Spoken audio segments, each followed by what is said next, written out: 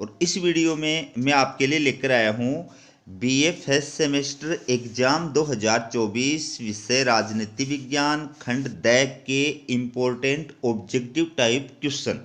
अगर आप चैनल पर नए हैं तो चैनल को सब्सक्राइब जरूर कीजिएगा। चलिए वीडियो की शुरुआत करते हैं। पहला क्वेश्चन है, किस देश को उदारवाद का घर कहा जाता है? तो इंग्लैंड को उदारवाद का घर कहा जाता है। इसके स्थान पर ब्रिटेन भी आ सकता है। अगला क्वेश्चन है, उदारवाद का जनक माना जाता है, उदारवाद का पिता किसको माना जाता है? इसका उत्तर आएगा जॉन लॉक को। जॉन लॉक को उदारवाद की आत्मा भी कहा जाता है। ठीक है। अगला क्वेश्चन है, किस विचारधारा से उदारवाद का घनिष्ठ संबंध है? तो उदारवाद का जो घनिष्ठ संबंध है वो है व्यक्तिवादी विचारधारा से। अगला क्वेश्चन है, मेरी अपनी बुद्धि मेरा घर है। मेरी अपनी बुद्धि मेरा घर है, यह कथन किसका है? तो यह कथन है टॉमस पेन का। अगला क्वेश्चन है, निम्न में से उदारवाद का मूल सिद्धांत है। इनमें उदारवाद का मूल सिद्धांत कौन सा है?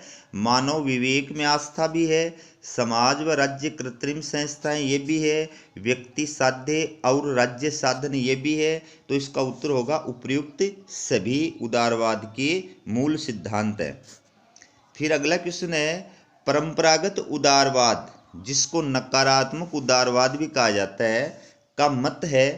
तो परंपरागत जो उदारवाद है उसका मत क्या है कि राज्य एक आवश्यक बुराई है। ठीक है। अगला है, राज्य पृथ्वी पर विश्व आत्मा का अवतार है। राज्य पृथ्वी पर विश्व आत्मा का अवतार है या ईश्वर का अवतार है, ये कथन किसका है? ये है हिगल का। ठीक है। फिर है साइंस ऑफ लॉजिक, ये पुस्तक है साइंस ऑफ लॉजिक। इसके लेखक कौन है? तो इसके लेखक हैं हिगल। फिर है lectures on the principles of political obligation, ये पुस्तक है। इसके लेखक कौन है? तो इसके लेखक हैं टी.एच. ग्रीन। अगला क्वेश्चन है, उग्र प्रत्ययवाद। उग्र प्रत्ययवाद इसका दूसरा नाम है आदर्शवाद। ठीक है। का प्रतिनिधि विचारक है। तो इसका प्रतिनिधि विचारक है हिगल। फिर है उदार प्रत्ययवाद। उदार प्रत्ययवाद जिसको आदर्शवाद भी कहा जाता है, तो उदार आदर्शवाद का प्रतिनिधि विचारक है। उदार प्रत्ययवाद का प्रतिनिधि विचारक कौन है? टी.एच. ग्रीन। सामान्य हित की सामान्य चेतना ही सामान्य इच्छा है। ठीक है। यह मत किस विद्वान का है? यह है टी.एच. ग्रीन का। अगला कथन है, सच्ची स्वतंत्रता राज्य के कानून का पालन करने में है। यह किसने कहा है? तो यह हिगल ने कहा है। फिर है मानव चेतना स्वतंत्रता चाहती है, स्वतंत्रता के लिए अधिकार आवश्यक होते हैं और अधिकारों के संरक्षण के लिए राज्य आवश्यक है। यह कथन किसका है? यह कथन है टी.एच. ग्रीन का। ठीक है। फिर है वैज्ञानिक समाजवाद का जनक किसको कहा जाता है? वैज्ञानिक समाजवाद का जनक किसको कहा जाता है? उत्तर होगा कार्ल मार्क्स को। ठीक है।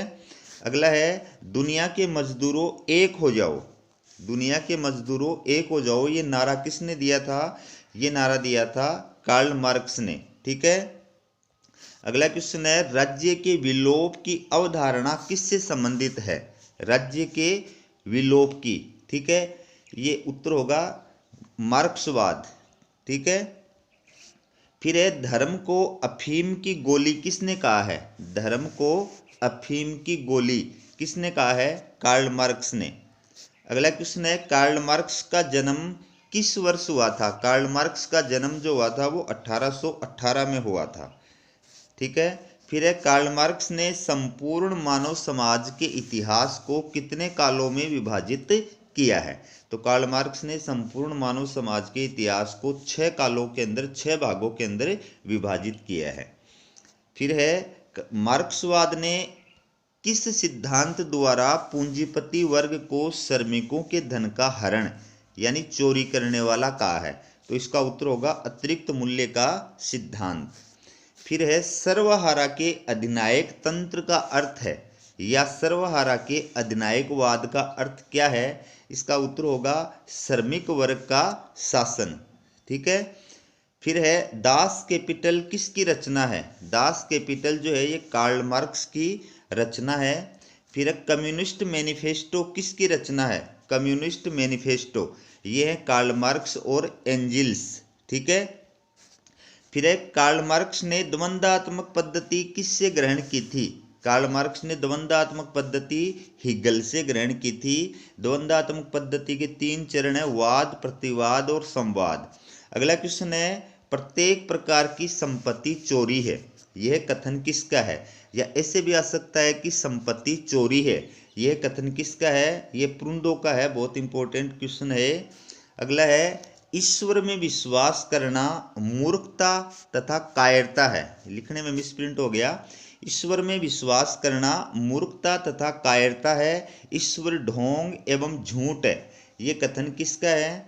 यह कथन है प्रुंदो का, ठीक है।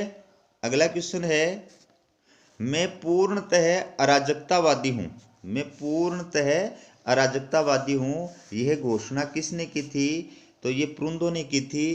अगला कथन है क्वेश्चन है what is property, what is property कृति किसकी है?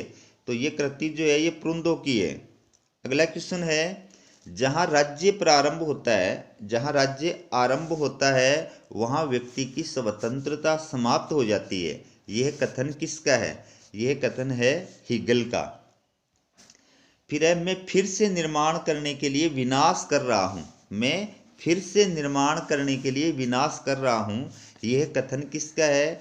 यह कथन है प्रुंदो का।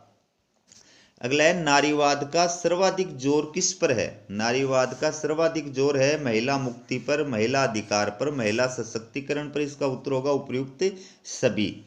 अगला है the subjection of women, the subjection of women पुस्तक के लेखक कौन है? तो इसके जो लेखक है वो है J.S. मील।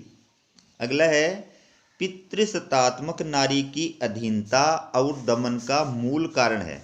पितृसत्तात्मकता मतलब पिता की प्रधानता वाला परिवार, नारी की अधीनता और दमन का मूल कारण है, यह कथन किसका है? तो यह कथन है काटे मिलर का, ठीक है, काटे मिलर का।